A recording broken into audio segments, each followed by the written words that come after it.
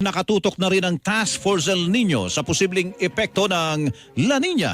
Yan ay matapos sabihin ng Pag-asa na mayroong 55% posibilidad na mabuo sa bansa ang La Nina sa mga susunod na buwan. Ayon kay Assistant Secretary Joey Villarama, tagapagsalita ng Task Force El Nino, nakapaloob sa Executive Order No. 53 na kailangang tugunan din ng Task Force El Nino ang epekto ng La Nina. Nakapaloob po sa Executive Order number 53 na ang kailangan i-address ng task force ay yung impact or effect ng El Nino and La Nina. Right. Although ang tawag po kasi is Task Force El Nino. Sa gitna nito, nilinaw ni Villarama na hindi naman agad-agad mararamdaman ang epekto ng La Nina sakaling tuluyan itong mabuo sa bansa. Pero may mga hakbang na silang ginagawa para tugunan ito.